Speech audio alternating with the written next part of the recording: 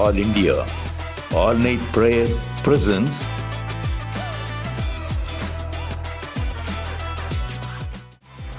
அர்ப்பணிப்பின் நேரம்.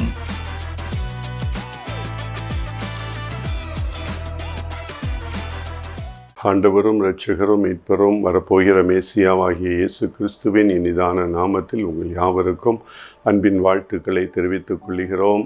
1972 என்னுடைய தகப்பனார் மறைந்த ஆபிரகாம் ராஜபாண்டியன் ஐயா மற்றும் தேவ ஊழியர்களால் ஆரம்பிக்கப்பட்டது தான் இந்திய தேசத்தின் எழுப்புதலுக்காய் சென்னை பட்டணத்தில் ஆரம்பிக்கப்பட்ட முழு இரவு ஜெபம். அதற்கு பின்பதாக என்னுடைய தகப்பனார் அந்த முழு இரவு ஜெபத்தை இந்தியாவினுடைய பல பட்டணங்களுக்கு, பல திருச்சபைகளுக்கு எடுத்து சென்றார். அந்த முழு இரவு ஜெபம் மட்டுமல்லாதபடி இது ஒரு அகில இந்திய முழு இரவு ஜெப ஐக்கிய ஊழியமாய் அதை மாற்றி பல பட்டணங்களுக்கு ஜெப முகாம்கள், 7 மணி நேர ஜெபம், 12 மணி நேர ஜெபம், 24 மணி நேர தொடர் ஜெபம் மற்றும் ஜெப முகாம்களை நடத்தி தேசத்தின் எழுப்புதலுக்காய் தன்னை அர்ப்பணித்து அவர்கள் ஓட்டத்தை நிறைவு செய்தார்கள். அதற்கு பின்பதாக என்னுடைய தாயார் மற்றும் ஒட்டஞ்சத்திரத்தில் சகோதரர் சந்திரன் அவர் தலைவராக இருந்து எங்களை வழிநடத்தி கொண்டிருப்பதற்காய் நன்றி செலுத்துகிறோம். தேவனுடைய பெரிதான கிருபையில் 2021 இறுதியில் இந்த ஜெப ஐக்கியத்தின் கிளை ஊழியமாக மத்திய பிரதேச மாநிலத்தில் மட்டும் மிஷினரிகளை நியமித்து கர்த்தருடைய சுவிசேஷ நற்செய்தியை அறிவிக்க கர்த்தரிடத்தில் தரிசனத்தை பெற்று ஒரு 10 மிஷினரிகளாய் ஆரம்பிக்கப்பட்ட அந்த எளிய ஊழியம் இப்பொழுது 2025 இறுதியில் 108 மிஷினரிகளை நியமித்து கர்த்தருடைய மேலான பணியை செய்து வருகிறதற்காய் நன்றி செலுத்துகிறேன். 2030 1000 மிஷினரிகளை மத்திய பிரதேச மாநிலத்தில் மட்டும் நியமித்து கர்த்தருடைய ஊழியத்தை நிறைவேற்ற நாங்கள் தரிசனம் பெற்று ஓடிக்கொண்டிருக்கிறதை யாவரும் அறிவீர்கள். இந்த கிதியோன் மிஷினரி ஊழியம், இந்த ஊழியத்தினுடைய பெயர் கிதியோன் மிஷினரி இயக்க ஊழியம். இந்த ஊழியத்தோடு உங்களை எளிதாய் இணைத்து கொள்ளலாம். இந்த ஊழியத்திற்காய் நீங்கள் ஜெபிக்கலாம். ஜெபக்குழுவை உங்களுடைய இல்லத்திலே ஆரம்பித்து அல்லது உங்களுடைய பட்டணத்திலே ஆரம்பித்து தன்னார்வமாக இதற்கு அந்த ஜெபக்குழுவில் வருகிற அந்த ஜெப வீரர்களோடு சிறிய காணிக்கையை பெற்று ஒரு மாதம் 1000 ரூபாயோ அல்லது 2000 ரூபாயோ ஜெபக்குழு மூலம் அனுப்பி தன்னார்வமாக இந்த ஊழியத்தை தாங்கலாம். அல்லது இந்த ஊழியத்தோடு பகுதி நேரமாக இணைந்து பகுதி நேரம் உங்களுடைய வேலையோ அல்லது பள்ளி கல்லூரியில் படித்து கொண்டிருக்கிற மாணவ மாணவிகள் கல்லூரியை பிடித்து கொண்டு ஒரு சிறிய காணிக்கை இந்த ஊழியத்தின் மூலம் பெற்று இந்த ஊழியத்தினுடைய காரியங்களை நீங்கள் செய்யலாம். 3வது, உங்கள் குடும்பமாய் உங்களை எங்களோடு இணைத்து கொண்டு இந்த ஊழியத்திற்காய் உங்கள் குடும்பத்தோடு தோள் கொடுத்து இந்த ஊழியத்தின் தரிசனத்தை உங்கள் தரிசனமாய் ஏற்று இந்த கிதியோன் மிஷினரி இயக்க ஊழியத்திற்கு நீங்கள் உதவலாம். நாங்கள் உங்களுக்கு உங்களுடைய ஊழியத்திற்கு ஏற்ப எங்களுடைய ஊழியத்திலிருந்து உங்களை தாங்குவோம். நாம் இருவரும் இணைந்து இந்த ஊழியத்தை செய்யலாம். மேலும் இந்த ஊழியத்தை குறித்து நீங்கள் அறிய விரும்பினால் இந்த திரையில் காணும் இந்த எண்ணிற்கு தொடர்பு கொள்ளுங்கள். கர்த்தர் தாமே நம் ஒவ்வொருவரையும் ஆசீர்வதிப்பாராக. ஆமென்.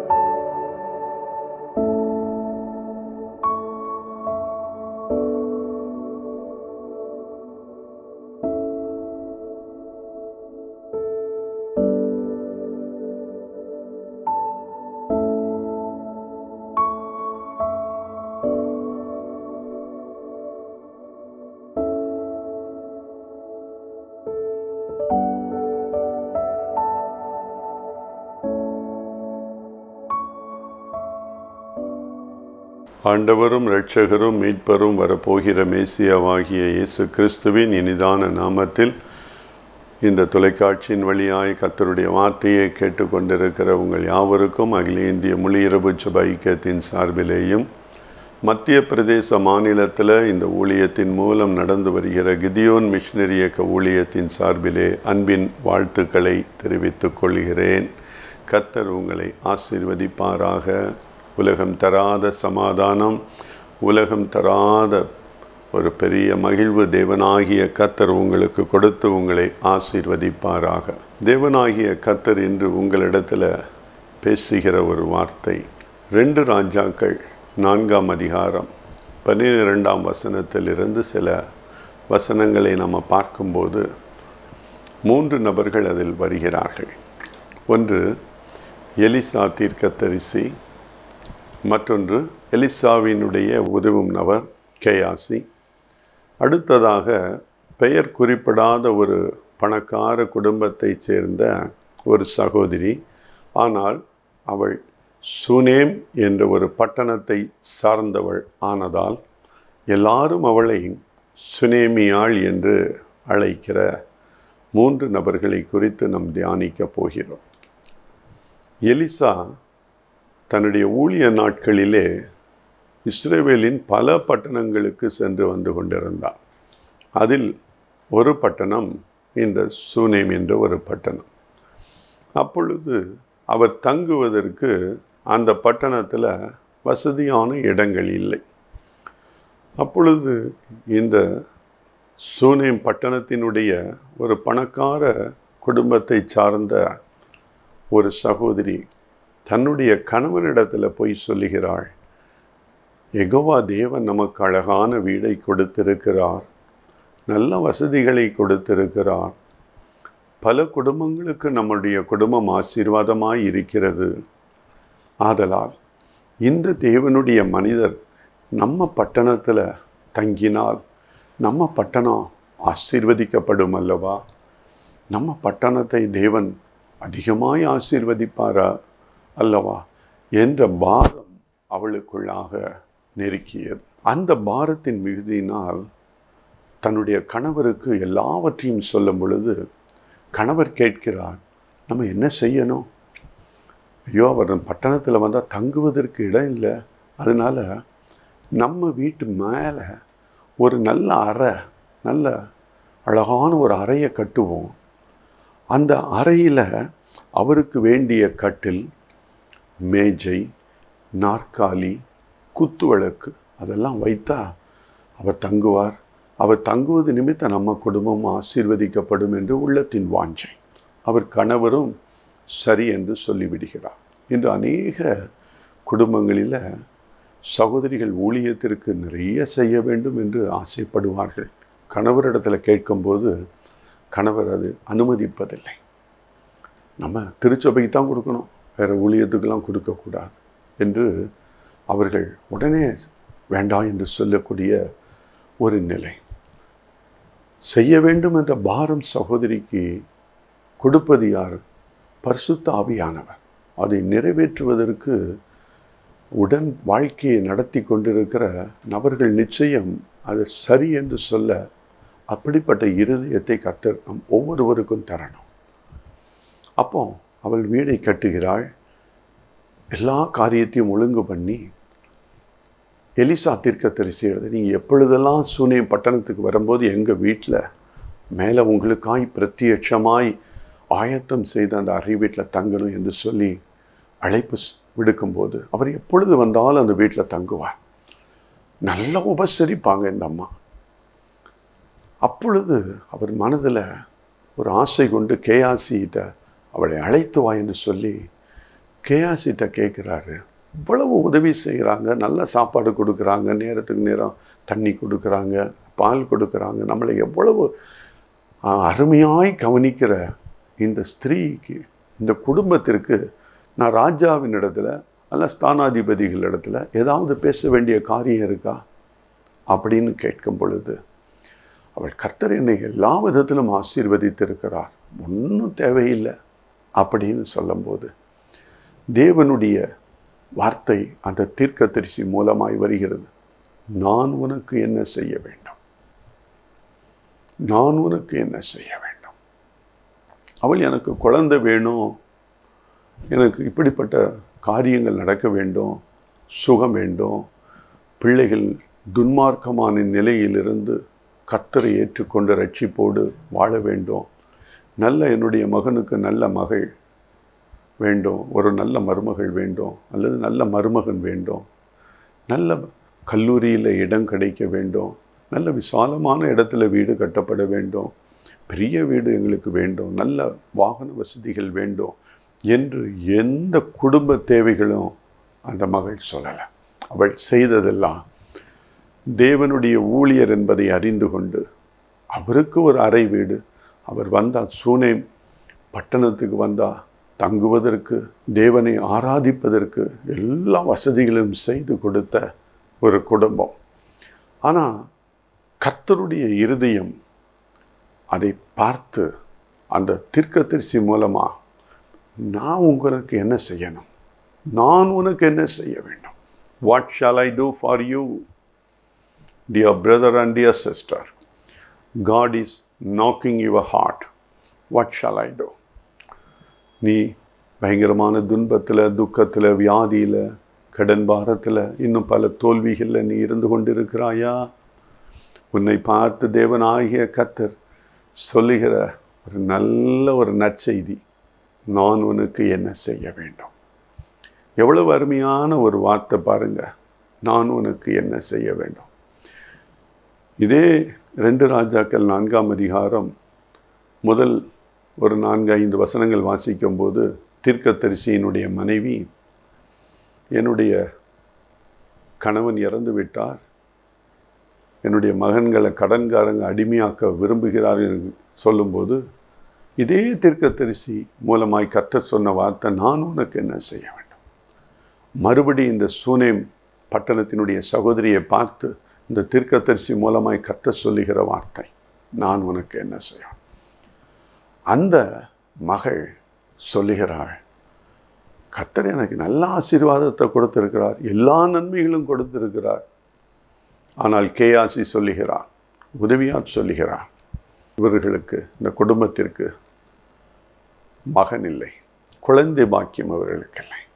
உடனடியாக கர்த்தருடைய வார்த்தை அந்த தீர்க்கதரிசி மூலமாய், அடுத்த ஆண்டு இதே நேரத்தில் ஒரு குழந்தையை நீ கையில் ஏந்துவாய் என்று அருமையான ஒரு ஆசீர்வாதத்தை கொடுக்கிறான். குழந்தை இல்லாத ஒரு நிலையிலும் அவள் துக்கப்படலை, வருத்தப்படலை. அந்த வேதனையை கர்த்தரிடத்தில் கொடுத்துட்டு, கர்த்தருடைய ஊழியருக்கு நம்ம ஏதாவது செய்ய வேண்டும் என்று அவர் செய்யும் பொழுது கர்த்தர் அந்த இருதயத்தை பார்க்கிறார். அதே போல வேதனையோடு, துன்பத்தோடு அநேகர் இந்த வார்த்தைகளை கேட்கலாம். எனக்கு திருமணமாகி 5 ஆண்டுகள் ஆகிறது, 7 ஆண்டு ஆகிறது, 10 ஆண்டு ஆகிறது, எனக்கு ஒரு குழந்தை பாக்கியம் இல்லையே என்று கலங்கி கொண்டிருக்கலாம். 1 வருடம் ஆனாவே குழந்தை இல்லைன்னா பெரியவர்கள்லாம் கேட்பாங்க, என்ன இன்னும் குழந்தை வரலையா. அந்த வாலிப பெண்ணுக்கு, கல்யாணமான அந்த வாலிப பெண்ணுக்கு எவ்வளவு வருத்தமாகும் தெரியுமா? அதை யாரும் நினைப்பதில்லை. 2 வருடம் இன்னும் குழந்தை இல்லையா, நீ அந்த மருத்துவரை போய் பாரு, இந்த மருத்துவர் உனக்காக ஜெபிக்கிறேன், நம்ம இணைந்து ஜெபிப்போம், கர்த்தர் கர்ப்பத்தை திறப்பார் என்று யாரும் ஒரு ஆறுதலான வார்த்தை சொல்லலை. இந்த வேதத்தில் எத்தனை பெண்களினுடைய வாழ்க்கையை கர்த்தர் கட்டி இருக்கிறாள் பாருங்க. சாராளினுடைய வாழ்க்கை 24 ஆண்டுகள் அமைதியில் தான் இருந்தது. 25ஆவது ஆண்டு கர்த்தர் கர்ப்பத்தின் கனியை கொடுத்தார். ராகேலினுடைய வாழ்க்கையில் கர்த்தர் கர்ப்பத்தின் கனியை கொடுத்தார். சில ஆண்டுகள் கழித்து ரெபேக்காளுக்கு பல ஆண்டுகள் காத்திருந்த பிறகுதான் கர்த்தர் கர்ப்பத்தை ஆசீர்வதித்தார். அன்னாளினுடைய வாழ்க்கையில் பெனினால் அவளை எவ்வளவு துக்கப்படுத்தினாள். பெனினால் மட்டுமா துக்கப்படுத்தி இருப்பா? அந்த பட்டணத்தில் உள்ள எல்லாரும் துக்கப்படுத்தி இருப்பார்கள். எல்லாருக்கும் குழந்தை இருக்கு, ஆனால் அன்னாளுக்கு குழந்தை இல்லை. 18 ஆண்டுகள், நாட் ஓன்லி 4 or 5 years, 18 ஆண்டுகள் குழந்தை இல்லாமல் கஷ்டப்பட்டு வேதனையோடு இருந்த மகள் கர்த்தர் 19ஆவது ஆண்டில் கர்ப்பத்தை ஆசீர்வதித்து உலகம் கண்டிராத ஒரு பெரிய சாமுவேல் என்ற தீர்க்கதரிசியை அவளுடைய சந்ததியாய் ஆண்டவர் கொண்டு வந்தார். கண்ணீரோடு, வேதனையோடு, புலம்பலோடு இருக்கிற அநேகர் இதை பார்த்து கொண்டிருக்கலாம். சில நாட்கள் கழித்து கூட இந்த வார்த்தைகளை நீங்கள் கேட்கலாம். கர்த்தர் உங்களை பார்த்து கேட்கிற ஒரு நற்செய்தி என்ன தெரியுமா? What shall I do my dear daughter? உடனே சொல்லுங்க, ஐ நீட் எ சைல்ட். என்னுடைய கர்ப்பம் ஆசீர்வதிக்கப்பட வேண்டும் அப்பா. I need a child. கற்பமடையாத பெண்களுக்குத்தான் அந்த வேதனை தெரியும். ஊழியர்களாகிய எங்களுக்கு அந்த வேதனையினுடைய பாரத்தை அறிந்து கொள்ளக்கூடிய கிருபையை தேவன் கொடுத்திருக்கிறார். நான் நினைக்கிறேன், ஒரு 15 ஆண்டு 10 ஆண்டுகளுக்கு முன்பதாக என்னிடத்தில் ஒரு பெங்களூர் பட்டணத்தைச் சேர்ந்த ஒரு வாலிப மகள் மிகுந்த அழுகையோடு, அங்கிள், எல்லாரும் என்ன வேதனைப்படுத்துகிறார்கள். நான் கேட்டேன், எதற்காக வேதனைப்படுத்துகிறாங்க? எனக்கு திருமணமாகி 5 ஆண்டுகள் ஆகிவிட்டது, குழந்தை பாக்கியம் இல்லை அங்கிள். எவ்வளவு அன்பாய் நேசிக்கிற என்னுடைய கணவர் கூட இப்போ என்னிடத்தில் சரியாய் பேசுவதில்லை. என்னுடைய உறவினர்களும் என்னை ஒரு ஏளனமாய் பார்க்கிறார்கள், இவள் மூலம் குடும்பம் கட்டப்படவில்லையே என்று. நாங்கள் இருவரும் ஐடியில் நல்ல வேலையில் இருக்கிறோம், ஆனால் குழந்தை பாக்கியம் இல்லை. அந்த மகளுக்காய் நான் ஜெபித்தேன். ஒவ்வொரு மாதமும் முதல் வாரத்தில் என்னோடு தொடர்பு கொண்டு அந்த மகள் ஜெபிப்பாள். 3 மாதம் ஜெபித்திருப்பாள். நான் சொன்னேன், சீக்கிரத்தில் உன்னுடைய சிறையிருப்பை கர்த்தர் மாற்றுவார். அவர் ஆசீர்வதிக்கிற தெய்வம். அவர் கரடு முரடானவைகளை சமமாக்குகிற தெய்வம். பாலைவனத்தை சோலையாக மாற்றுகிற தெய்வம். கசந்த மாறாவை மதுரமாய் மாற்றுகிற தெய்வம் நம்முடைய தெய்வம். அவர் சர்வ வல்லமை உடைய தெய்வம். அவருக்கு நிகர் யாரும் இல்லை. நம்மை அர்ப்பணிக்கணும். இந்த அர்ப்பணிக்கும் நேரம் இது. நீங்கள் அர்ப்பணிக்கணும். அன்னால் அர்ப்பணித்தால் என்ன? அர்ப்பணித்தால் நீங்கள் என்ன கொடுத்தாலும் அந்த குழந்தைய ஊழியத்துக்கு, அதை அவ கேட்டது, ஆண் பிள்ளையை கொடுத்தீர் என்றால் அதை உமக்கே கொடுக்கிறேன். If you give, I will give it you. எவ்வளவு அருமையான ஒரு பொருத்தனை பார்த்தீங்களா? சில ஆண்டுகளாய் குழந்தை பாக்கியத்திற்காய் பல ஆண்டுகளாய் 10 ஆண்டு 15 ஆண்டு காத்திருக்கலாம். அன்னால் waited for 18 years. The 19th year, God opened the womb of Hannah. The same God, He is still alive, still living in our midst. ஏன் வருத்தப்பட்டு கொண்டிருக்கிறீங்க? அந்த தெய்வம் இன்றும் ஜீவித்து கொண்டிருக்கிறார், நம் அருகாமையில் இருக்கிறார். அந்த பிரசன்னத்தை நீங்கள் உணரலாம். இந்த வார்த்தையை கேட்டுக்கொண்டு இருக்கும்போதே அந்த பிரசன்னத்தை நீங்கள் உணரக்கூடிய ஒரு பாக்கியசாலியாய் இருப்பீர்கள் என்பதை நான் நம்புகிறேன். 4வது மாதம் அந்த மகள் பெங்களூர் பட்டணத்திலிருந்து சொன்னார், ஐயா, கர்த்தர் என்னுடைய கற்பத்தை ஆசீர்வதித்திருக்கிறார், நான் உண்டாயிருக்கிறேன். எவ்வளவு சந்தோஷம்! முதல் 3 மாதம் அவள் பேசும்போது அழுகையோடு பேசினா, இப்போ ஆனந்த கண்ணீரோடு அவள் பேசுகிறாள். 10 மாதம் சொல்லுகிறாள், எனக்கு ஒரு அழகான குழந்தை. இப்பொழுது ஆண்டவர் அவர்களுக்கு 2 குழந்தையை கொடுத்திருக்கிறார். அவங்க எந்த மருத்துவர்கிட்டும் போகலை, எந்த மருத்துவ உதவியும் அவங்க கேட்கலை, எதிர்பார்க்கலை. ஆனால் கர்த்தர் கற்பத்தை ஆசீர்வதித்தார். இப்போ இந்த குடும்பம் மிகுந்த சந்தோஷம். எங்கள் மிஷினரி ஊழியத்திற்கு ஒரு மிஷினரியை அவர்கள் தாங்கி ஆதரித்து வருகிறார்கள். குடும்பத்தை கட்டுகிற தெய்வம் நம்முடைய தெய்வம். இந்த சூனேம் பட்டணத்து சகோதரி, சுனேமியால் என்று எல்லாரும் சொல்கிறாங்கல்ல, அந்த மகள் கேட்கல. கர்த்தருடைய தீர்க்கதரிசிக்காய் தன்னை அர்ப்பணித்தாள். தன் கணவரிடத்தில் அனுமதியை பெற்று அவர் எப்பொழுது வந்தாலும் அந்த வீட்டில் தங்கணும். இயேசு உங்கள் வீட்டிற்கு வர நீங்கள் எப்பொழுதும் அவரை துதித்து கொண்டே இருக்கணும். துதிகளின் மத்தியில் வாசம் பண்ணுகிற தெய்வம். பல பிரச்சனைகள், நிந்தைகள், அவமானங்கள் நம்மளுடைய மனதில், எண்ணங்களில் இருந்தாலும் அதையெல்லாம் தூக்கி போடுங்க, குப்பையாக நினைங்க. எப்பொழுதும் விடுதலையோடு ஆண்டவரை ஆராதிக்க நீங்கள் பழகி கொள்ளணும். கண்டிப்பான முறையில் ஒரு காரியம் நமக்கு கிடைக்கலன்னா, உண்மையாக வேதனை இருந்தாலும் அந்த வேதனைகளின் மத்தியிலும் நம்ம துதிக்க நம்மை அர்ப்பணிக்கணும். பவுலும் சீலாவும் சிறைச்சாலையில் இருக்கும்போது தொழுமரத்தில் கால்கள் கைகள் கட்டப்பட்ட நிலையில் அவர்கள் எவ்வளவு அழகாய் துதித்தார்கள், எவ்வளவு அருமையாய் துதித்தார்கள். நாளைக்கு நேரம் நம்ம இருப்போமா இல்லையா? நம்ம எதுக்கு ஆண்டவர் நம்மை ரட்சித்தார், அபிஷேகித்தார்? துதிப்பதற்காகத்தானே. எதற்கு தேவதூதர்களை பரலோகத்தில் கோடி கோடியாய் வைத்திருக்கிறார்? அவர்கள் எப்பொழுதும் ஆண்டவரை துதித்து கொண்டிருப்பதற்காகத்தானே. எத்தனையோ கோடி மக்களை நம்மளை ஏன் தெரிந்தெடுத்து இப்படி அபிஷேகத்தையும் ஆசீர்வாதத்தையும் நமக்கு கொடுக்கிறார்?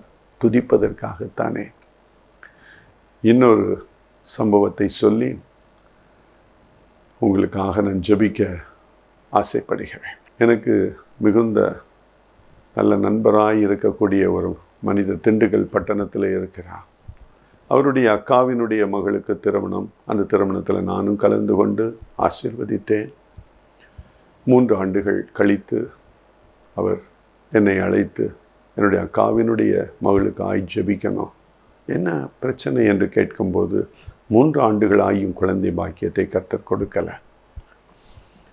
அந்த மகளும் அந்த மகளினுடைய கணவர் நம்மளுடைய தமிழக காவல்துறையில் பணியாற்றி கொண்டிருக்கிறார். இருவரும் வந்து ஜெபித்தார்கள். நான் அவர்களுக்கு சில ஆலோசனைகளை கூறி கர்த்தருடைய நாமத்தில் ஊழியக்காரனாய் ஜெபிக்கக்கூடிய ஒரு பாக்கியத்தை கர்த்தர் எனக்கு கொடுத்தார். ஜெபித்த 2 மாதங்களில் செய்தி, கர்த்தர் கர்ப்பத்தை திறந்தார். அந்த மகளுக்கு ஒரே சந்தோஷம். என்னுடைய நண்பர்கிட்ட அங்கிள்கிட்ட சொல்லுங்க. அவங்க அம்மாவுக்கு ஒரே சந்தோஷம். அவங்க அம்மா என்னோட தொடர்பு கொண்டு, ஐயா ரொம்ப சந்தோஷம் ஐயா, கர்த்தர் எங்களுடைய சிறையிருப்பை மாற்றினார். எப்படி ஒரு அருமையான தெய்வத்தை நம்ம ஆராதித்து கொண்டிருக்கிறோம் பாருங்க. ஒரு சில காரியத்திற்காய் கர்த்தர் ஒரு வேளை கர்ப்பத்தை அடைத்திருக்கலாம்.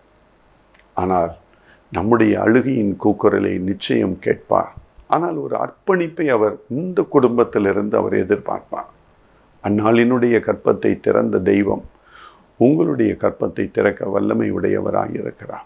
ஆனால் சுனேமியாளினுடைய வாழ்க்கையை பார்க்கும்போது அவள் கர்ப்பத்தின் கனிக்காய் வேண்டுதல் செய்யாமலேயே கர்த்தர் அவருடைய சிறையிருப்பை மாற்றினார்.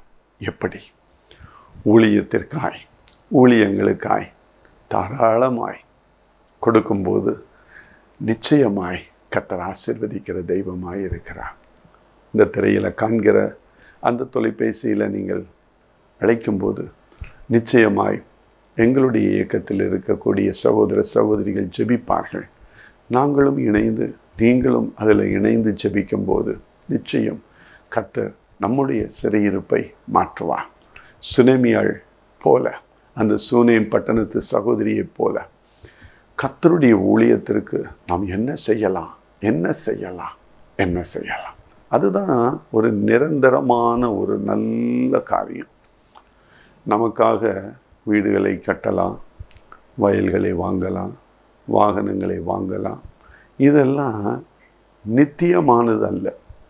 எல்லாரும் இந்த உலகத்தை விட்டு கர்த்தர் நமக்கு நியமித்த ஒரு பட்டணத்திற்கு, எருசலேம், பரம எருசலேமுக்கு நம்ம செல்ல வேண்டிய ஒரு சூழல் எல்லாருக்கும் இருக்குது. யாராவது நான் இந்த பூமியில் ஆண்டவர் வருகை மட்டும் நம்ம இருக்க முடியுமா? முடியவே முடியாது. எல்லாரும் போகணும்.